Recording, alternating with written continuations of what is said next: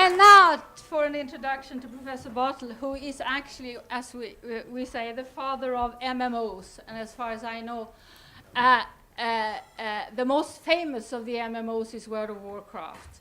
And he is now going to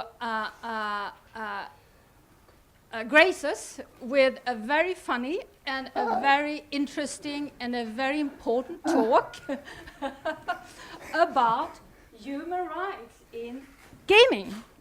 And he's going to ask very important questions. One of the questions he's going to ask is actually if depicting human rights violation, if you depict human rights violations in game, is that a human rights violation? And this important question is going to be analyzed from various aspects. So I give the floor to Professor Bartle, and again, the Gotland University is very happy to have such an important person at our soil. Welcome.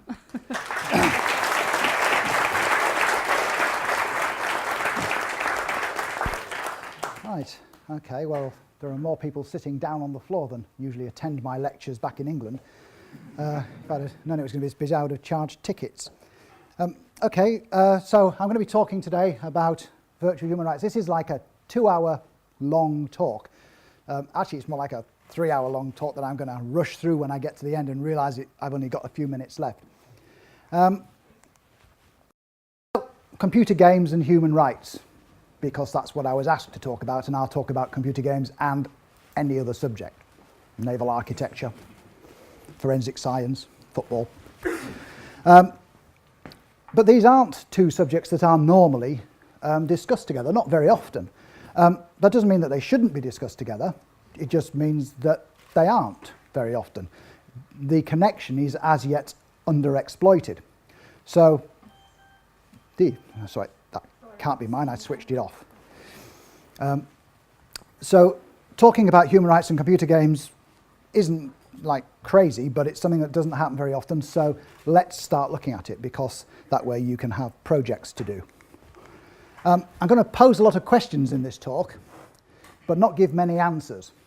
That way it's a lot easier for me, a lot more interesting for you, because it's new territory to be explored. If I say, is this right, and you think, well, yeah, it is, and somebody else might be thinking, well, no, it isn't, or yes, it is, until I say something later on which turns it into no, it isn't, or the other way around. So it's new territory, and that means the first people to get there get to plant their flags in the ground and declare it to be named after them. They used to call muds Bartle muds when I was about 10 years into doing it, which was a bit embarrassing, but still. I do hope in giving this talk to establish some guiding principles, some things about games that you need to know if you're considering the human rights aspects of them. And I'm also likely to want to caution you against using human rights laws or conventions too much, because with games it's entirely possible that by giving somebody all the rights to which they are due, they're unable to exercise those rights because the game that they were playing no longer becomes playable. So there's a balance to be struck between these things. You should consider all the effects before you act. If you ever later get to be members of the government and make decisions about these things, governments have the right to make decisions about these things. All I ask is that they're informed about what the effects are going to be before they make the decisions. Right. Oh, here's some guy getting knocked out. Look at that. Wow. Right, so when it comes to games and human rights, it's important to remember a few basic facts. First of all, everybody has human rights, even people who don't play games, which is important. Yeah, they're humans, especially the little baby ones that are going to grow up into be gamers. Computer games are played by players who are human, so they have human rights. Computer games are also designed by designers who are humans and have human rights. And many of the issues that I'll be coming to concern competing rights. So when do the rights of the gamers, the players, beat the rights of the designers? When do the rights of people who aren't playing at all beat the rights of the gamers and the designers? So many of them are competing. Another thing that I should mention when it comes to human rights is it's very easy, if you start talking about human rights, to slip into other areas of law and government. Fraud is a crime, but it's not a human rights violation. Likewise, lawmaking. If you start talking about human rights as if it were part of the Constitution, well, it might be part of the Constitution for some countries in different ways, but in general, the Constitution is about how to make laws, not about how to enforce laws. And particularly in America, if you start talking about human rights, they immediately fall back to the Bill of Rights, which immediately becomes part of the Constitution, and then they start talking about constitutional things, which is good in America, but it's not good when you're talking about human rights. It's best if you try and control what you're talking about specifically to be human rights. And there are times during this course, the course of this talk, where I'll start talking about things and then ask, is this a human rights thing? Because it's easy to follow it, but it may not be. It's also very easy to stretch human rights, very thinly. So if I'm hurt emotionally, you upset me. I wanted that in pink and you gave me it in blue. I'm upset. Is that a human rights violation? You could argue it's a security of person violation, which is a human rights thing, you know. But it's not really in the same league as being beaten up for speaking out against a fascist dictatorship, being hurt, having your feelings hurt because somebody wouldn't pat your dog. So it's very easy to stretch human rights. And the more you stretch it, then the less impact it has when you're talking about something that's really, really important. Right. Most games involve moving tokens through some play space. So, for example, chess, you've got a chessboard, and you're moving chess pieces on a chessboard. Sometimes one special token will represent the player. In a role-playing game, there's always one character there who is you. This represents you. This is the character that you are playing. And people will often, when they're talking about this, say, I am doing this, I'm doing that. I shall send my armies forward. But this token is not the player. It's the player's character. This is a big, big issue. We'll be coming back later in the talk. They're often called avatars in computer games. There's a difference between the player and the token that the player is controlling in the game world. They aren't the same thing. If you start treating them as if they are the same thing, then things happen which can remove the game entirely. But on the other hand, if you don't treat them as the same thing, then there are occasions where people's human rights could genuinely be compromised. Right, because I don't know how many people here are gamers and how many people here are lawyers, and I don't want the lawyers suing me because I didn't mention them, I'm going to give a quick overview of basic game theory. Very basic. This isn't game theory as in economics. These are some things you need to know about games, fundamental things, but these will inform how we look at games later on. So, what is a game? Now, we could have a 15-minute hands-up me asking you questions, but instead I'm just going to tell you. First of all, I'm going to describe play. Play is what happens when you freely and knowingly bound your behaviour according to a set of rules in the hope of gaining some benefit. So, I could do many things, but I choose not to do all of the many things that I could do and only decide to operate within a set of rules. It's freely, because if somebody comes up to me with a gun and says, we're playing chess, no, we're not playing chess, I'm playing not getting shot. And knowingly, you can't come up to me and say, ha, you stood on a crack. What? You're playing on the game. If you stand on a crack, you lose. But what do you mean? I'm not playing. Well, you've lost. You give me the money. What money? It was a bet. You can't play a game if you don't know you're playing a game. So you've got to be freely, you've got to do it knowingly, you've got to bound your behaviour so you don't act how you possibly could, you just act within artificial rules. And you do so in the hope of gaining some benefit, which is generally to have fun. There are other benefits, for it could be the winner gets to own the farm, which is a game they play in Greece, where farms are too small to split up between children. When the father dies, generally the father who owns the farm, they get the children, generally all boys, and get them to play a game. Whoever wins the game, basically drawing lots, gets to own the farm, because if they split it up between 3, then the farm would wouldn't be viable. So one person gets the whole farm, generally a male son. But that's Greece for you. At least that was Greece 15, 20 years ago when the research I've just cited was done. Nowadays they don't have any money. A game is simply play that you can lose. Not necessarily that you can win. There are plenty of games you can't win, but there are no real games you can't lose. A computer game is just a game that you play with, on a computer. Playing a game with a computer isn't quite the same thing, because I could say catch, throw a computer at you, and we're playing a game, but it's not a computer game, is it? So it's playing games on computers or using computers as a medium. There's a paradox with games, which is the reason that you play is for the perceived benefit. So you're playing a game for some reason. You hope to get something out of it. It might be the love of your small child, even though it's a boring game you're playing in order to get your child stop them crying, or to be happy, or to make them think or something. But generally it's for fun.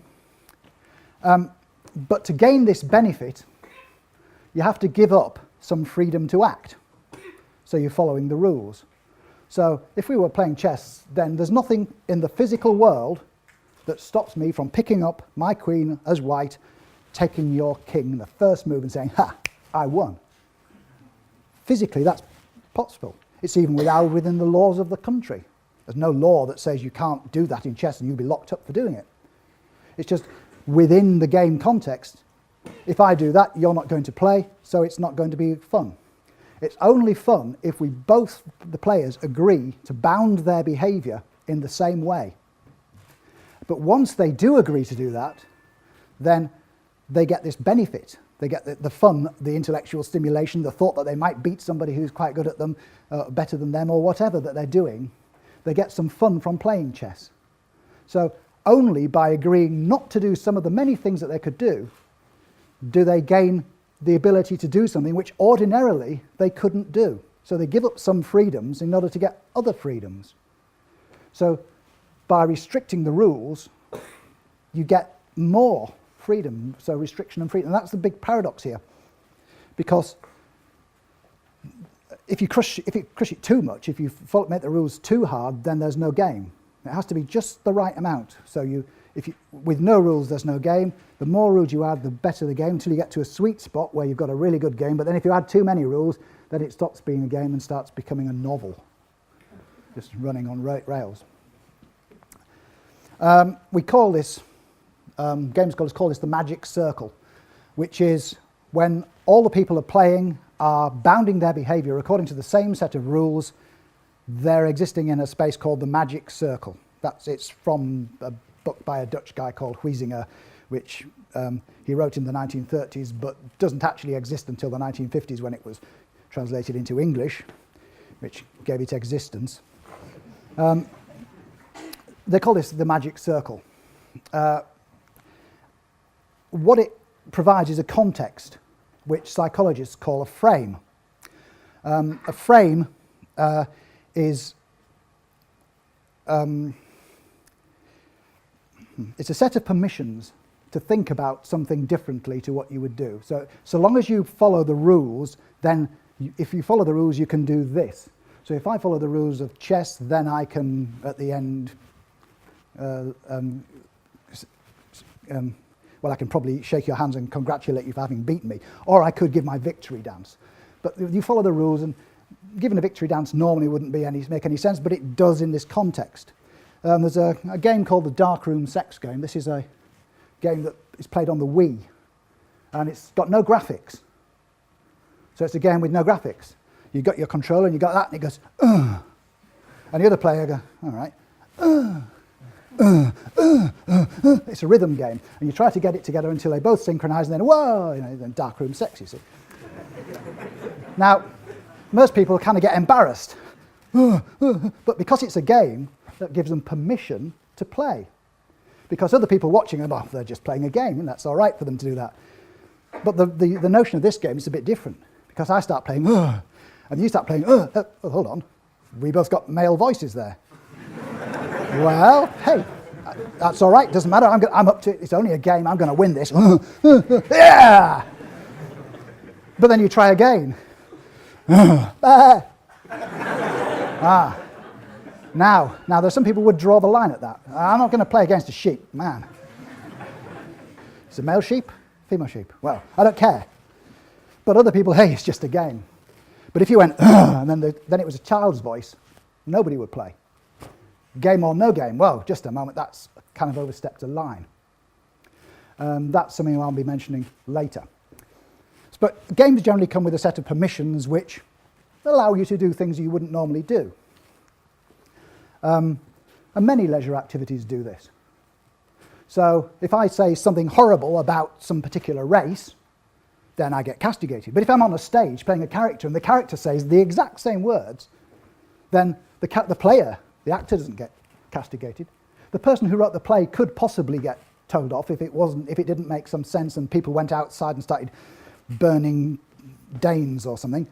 But it wouldn't be bad generally because people know it's in a frame, it's in a special context, and it means different things. That same thing applies to games as it does to any other medium.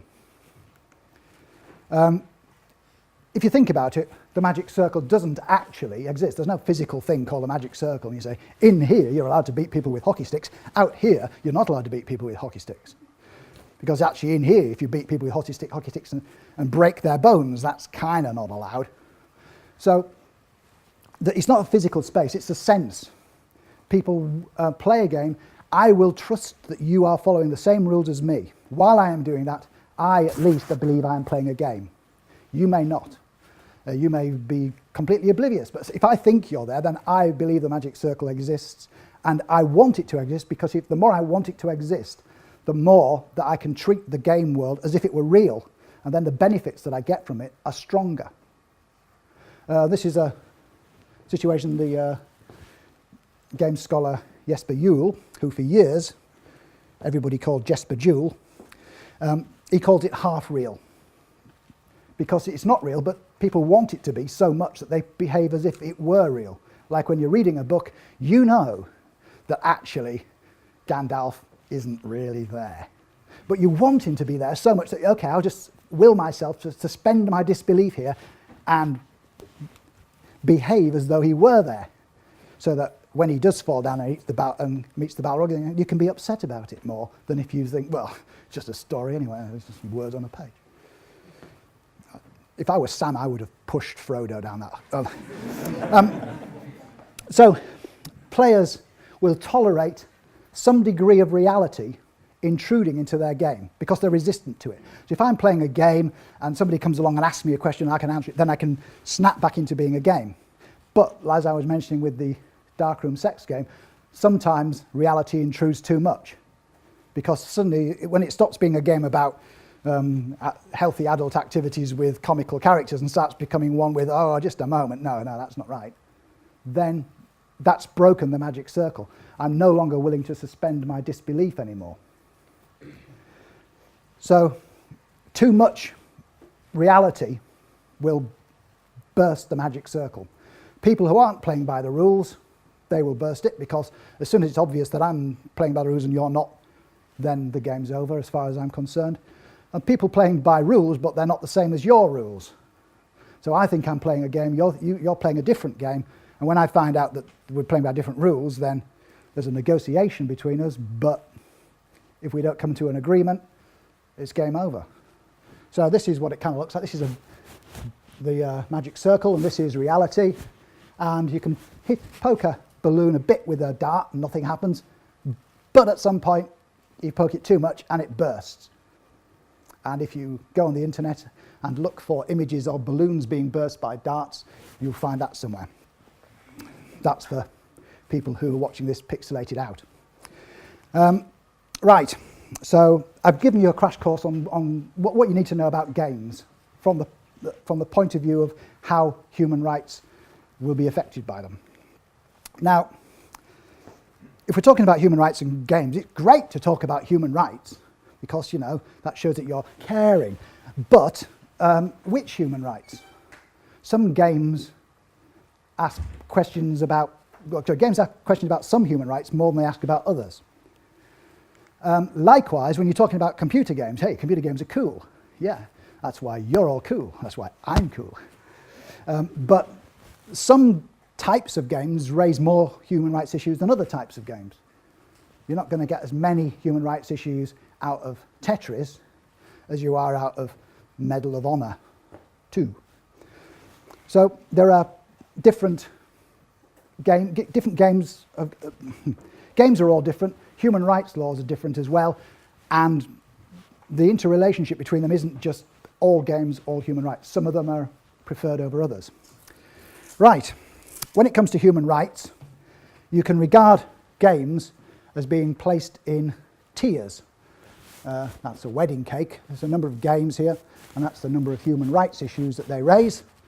The higher the tier is, so the more up near the top you are, then the fewer games there are, but they have all these human rights plus their own issues as well.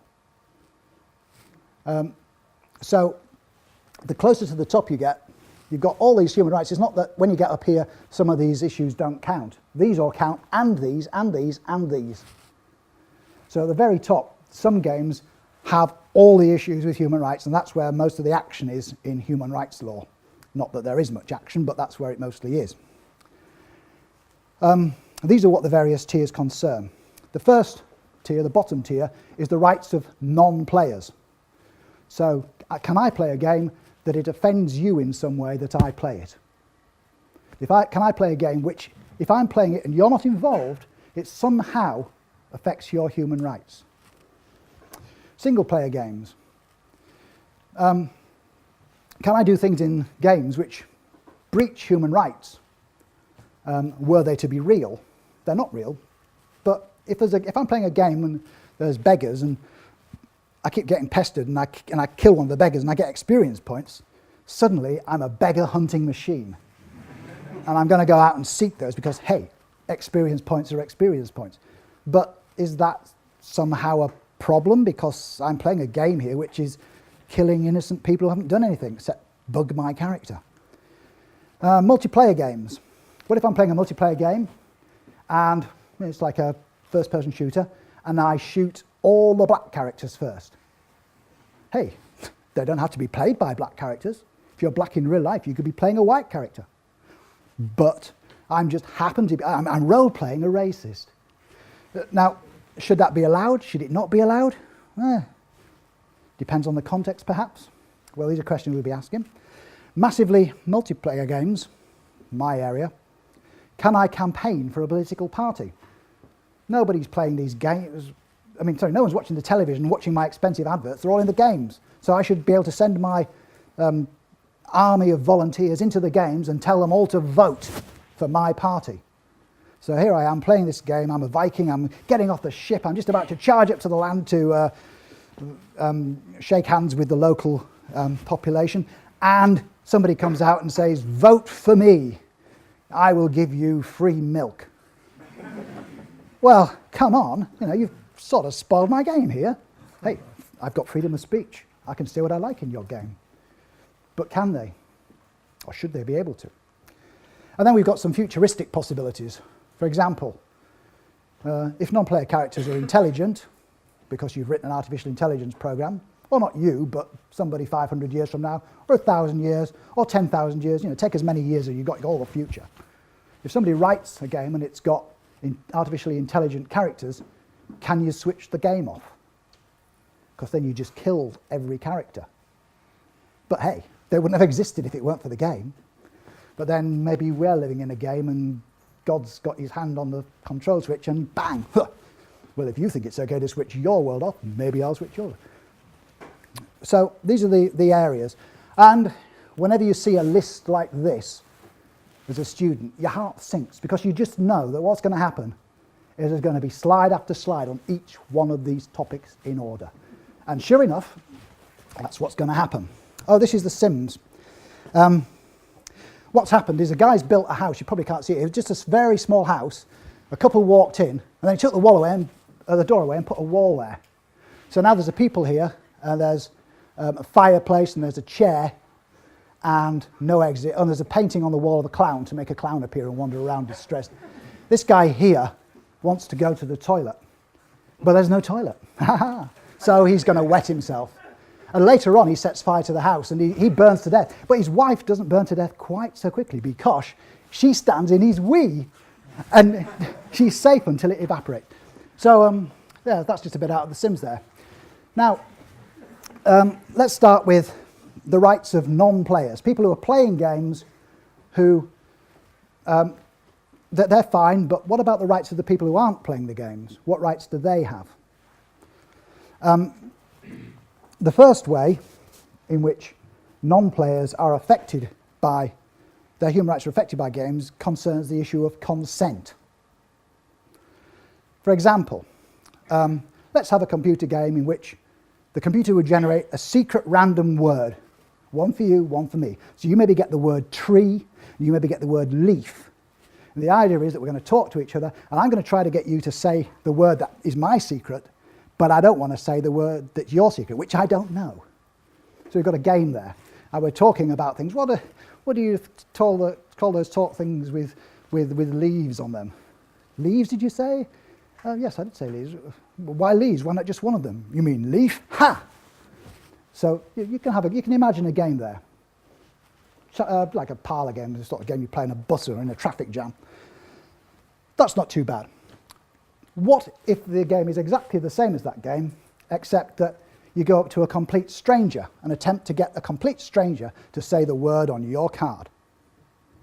So you don't know it, but I've got a secret word, and I'm going to go up to you and say, excuse me, can you tell me the direction to the Gotland Museum? Yeah, it's just over there. You turn left at that tall wooden plant. You mean the tree? Ha! Now, you're not actually playing the game. You're a token in my game. I'm using you as a piece in my game. Every Sunday I go to the park and play chess with the old men there. But it's really hard to find 32 of them, and they keep wandering off.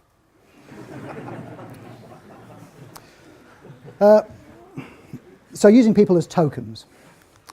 Now this is annoying for non-players. But is annoying enough to breach someone's human rights? Probably not. Let's say we had another game. What if instead of getting them to say words, we had agreed, me and you, to play a game where the first one of us to knock unconscious a complete stranger wins. So we go up and, you see that tree over there? Yeah. Bam! Oh man, they didn't go out. Sorry, no, okay, it doesn't count. Now, that would be a bit more annoying to them and almost certainly would be a violation of their human rights, security of the person. So you're not allowed to have a game where you go up to complete strangers and attempt to knock them out. But if I go up to you and you are playing the same game and we've agreed in advance that we're going to be playing this, let's call it boxing, then it's okay. So if you and I are in a boxing match, and we've got all the rules laid down, and we both follow the rules completely, the first one of us to knock the other one unconscious wins. Now, that's also a security of person violation, but I've given my consent to have my brains turned to pulp. So there's something strange going on here because... well, that wasn't a fire alarm, was it? No. Right, so there's something odd going on there because something which would normally be a human right violation, which is being hit, suddenly becomes not a human right violation. Without consent, it fails. With consent, it works. But it's even worse than that. See, boxing is interesting because you temporarily give up a right. Now, normally, you can't give up human rights. They're inviolate. I would not be able to sign a contract which said, if I manage to keep everybody here awake for 2 hours, then I get 50, probably more than 50, 5,000 Swedish crowns. If anybody falls asleep again, then I get beaten up at the end. Now, I could sign a contract there, but if anybody tried to beat me up at the end, I could say, no, that contract doesn't work, because you're not allowed to sign contracts which give away your human rights. You can't sign a contract which says, I am a slave, because you're signing away something that it's not yours to sign away. Your human rights are embodied within you. You can't give them away, no matter what you do. And yet, in boxing, this is what's happening.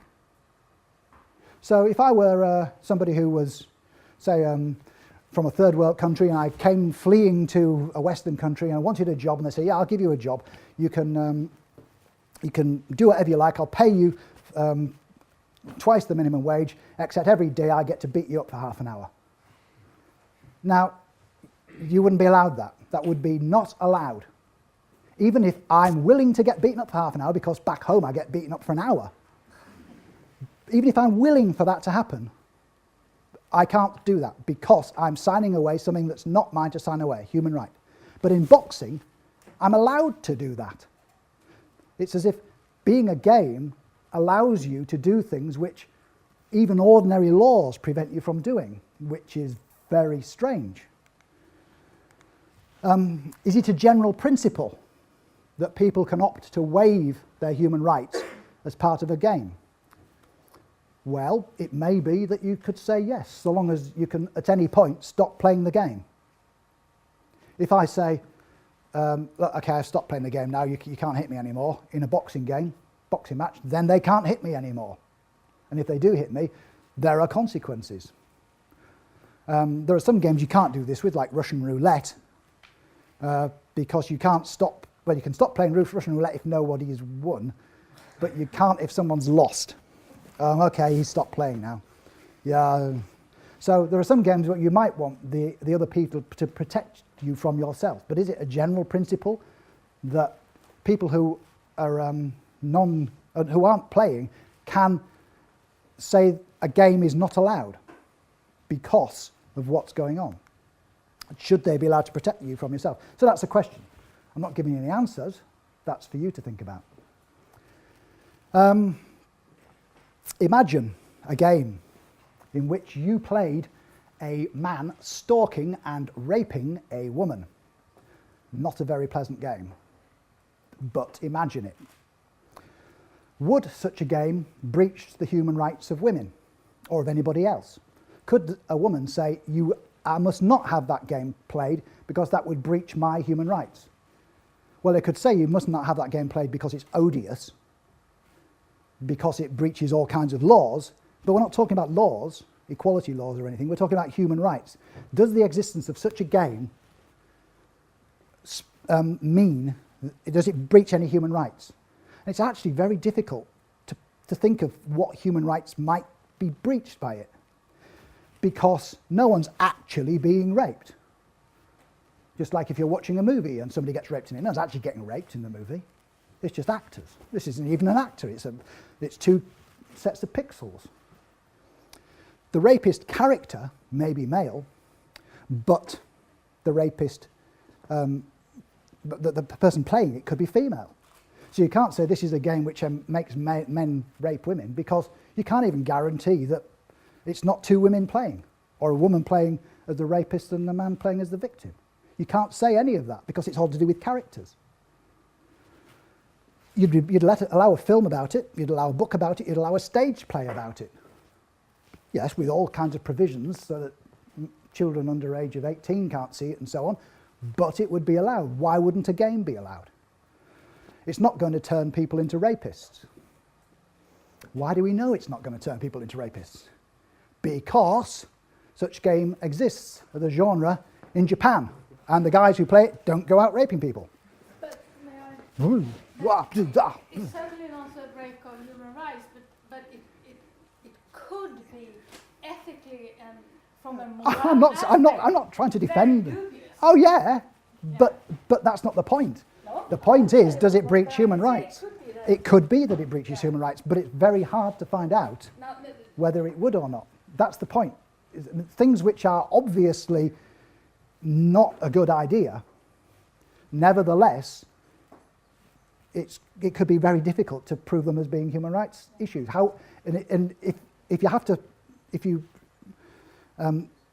If you cover this as a human rights issue, then you have to explain why you didn't ban all the books, why you didn't ban the operas, why you didn't ban the Greek plays from 2,000 years ago, all of which feature the same things. So it's very difficult. So there are different forms of hurt, and some of them are, I feel hurt as an individual, some of them are, I feel hurt as part of a group, and some of them is I feel hurt as a human being. But are they forms of hurt which are protected under human rights legislation? Oh, this is a slave ship. See all these little lines here? They look like boards. Those are actually the slaves, all of them packed into that ship, 2 decks. It's in the 16th, 17th century. Europeans manufactured goods in Europe, took them to Africa, swapped them with the local tribes for slaves who they'd captured from the interior of Africa. Then they boarded them on the ships like that, like they were cargo, took them over to the Caribbean, where they were set to work, those who survived, on plantations. The raw materials that they produced on those plantations were then packaged up and taken back to Europe. Sometimes they were processed in advance, so maybe cigars or rum rather than tobacco and sugar, but mainly they took the things back, and it was a triangular trade. Very wealthy people made money out of that, except obviously the slaves didn't get a very good deal. Now, we'll come back to that later. There's an argument with computer games that they should be treated differently to other media because they're interactive. People learn things from games. So if you play a computer game and it's got some human rights abuse in it, you could learn that that behaviour is acceptable. And then you might go off and do it in real life. So if I play a game and I witness some abuses, then perhaps that'll change me as a person. Now, much of this view actually comes from fear and ignorance of computer games by people who don't actually play them. Much in the same way that 25 years ago they were saying things about television, 50 years ago they were saying the same things about radio. Okay, so television did, in fact, make people behave a lot more liberally than they used to do, but we somehow haven't gone around killing each other as a result of watching so many cop shows. But an interesting question is how many games do actually show human rights abuses? And there have been surveys. There's a trial project. This is, Trial is an organisation in Switzerland. Track Impunity Always is its forced acronym. They looked at 20 first-person shooters. They were going to look at 30, but they couldn't get 10 of them because they weren't available for sale outside of North America. And they were covering contemporary combat. So these are first-person shooter games covering combat in the modern eras, like just after the Second World War up to the near future, when people should be aware of that there are human rights laws, and also, because it's a combat game, international humanitarian law, which governs the behaviour of soldiers and people in an armed situation. Some of the games came out of it really well. Others, however, contained abuses. The most common violations that they found a wide variety, but the most common ones were principle of distinction and proportionality. So if you came along and you saw some guy's car and you thought, I got a tank and that's a car, so I'll squash it. Well, actually real soldiers aren't allowed to do that. They can squash it if there's a sniper in there, but they can't squash it just for the hell of squashing a car. Also, they showed torture and cruel, inhuman or degrading behaviour. A lot of them showed that. Now, as a result of this, I mean, some of them didn't show any of them. The trial report regarded every violation as being a bad thing. Every time it showed something that was against human rights, they said, well, this is bad. So they racked it all up, and the games that got the most depictions of violations of human rights were the ones that were the worst. But they don't understand about computer games. They don't understand that computer games can be an art. For example, if you see some guy torturing somebody else, and that guy's a bad guy, then the fact he's torturing somebody else tells you he's a bad guy, because good guys don't do that. So if I'm playing a game and the enemy captain pulls somebody out of a line and shoots him, bang, and then says, you lot keep in order, otherwise you get shot, then I don't think, hey, I'll do that when I'm in charge of a group of men. You think, what an asshole. He's a bad guy because he's just done something that good guys don't do. So by depicting a human rights violation, you're actually reinforcing the notion of human rights positively.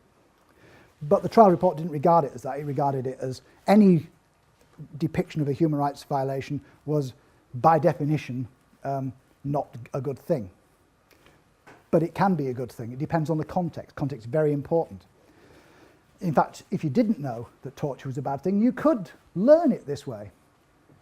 Most gamers do, in fact, know that torture is not a bad game, because most gamers are just ordinary people these days. It's not like there's only a small number of people who play games. Everybody plays games except for the people who make the laws.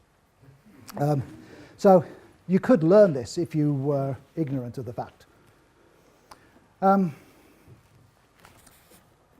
we talk about non-player games, I'm just wrapping that up now, an interest in human rights, it really concerns whether the use of non-players as game tokens, my human rights are abused if I am used as a token in a game by somebody else playing the game. How much they're abused depends on the game. It's also where the wide body of people decide to protect players from themselves if they're playing a game which could lead to permanent brain damage in the case of boxing, but it could lead to other problems. There are rules in many countries against gambling because people recognise that gambling is addictive, and therefore for 10% of the population, therefore we don't want gambling, therefore we will not have those games. We as non-gamers are protecting you from yourselves. But not always. Sometimes they will allow it beyond human rights. And there's also worries that you might plant seeds in the minds of players that human rights abuses can be acceptable. Whereas watching people get shot on the television in the news doesn't do that, strangely. This last one, the one of if you play it, then you may learn behaviours which aren't valuable, brings us to the concept now of single-player games. So we're going up to the next tier now. Everything that I've said about the rights of non-players, that all still applies. We're going up to the next tier, single-player games. In a single-player game, you, as the only player, can't abuse other people because there's nobody else to abuse in the game. So you're playing by yourself, so it's obvious that you can't abuse anybody's rights. However, you can do things which would, if they were real, be violations of human rights. There's a difference here in the game and in real life. That's a frame distance. I was talking about frames earlier. In the game is a representation of reality, but it's not reality. If it happens in the game, then we know different laws apply, just like if it happens in your imagination, different laws apply. So there are things that you can do in a game which are bad, but would be bad if they were done in real life. But there are different ways of handling it. It's not, they don't all have the same, I've called it mass here, it's very difficult to find a word. There's probably an excellent one in Swedish, except I only know hi. I think it means thank you, don't I?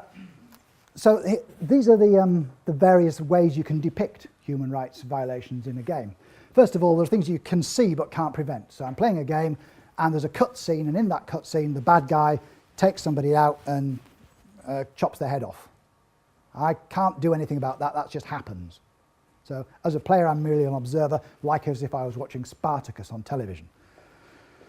There are things you can do which are bad, but the game will punish you. So for example, one of the games, you start off and you're told, go off there, don't blow up the church. And if you blow up the church, then, well, you've destroyed civilian property. There's no sniper in the church. There was nobody hiding ammunition in the church. It was just a church. You destroyed it because it was in the way. Well, yes, congratulations. You get to do the mission all over again. Then there are some things that the game will let you do, but it doesn't stop you. It's just the physics of the game allows you to do it. So the Sims, for example, imprisoning the Sims and torturing the Sims. Yeah, it's amusing, isn't it? Hey, yeah.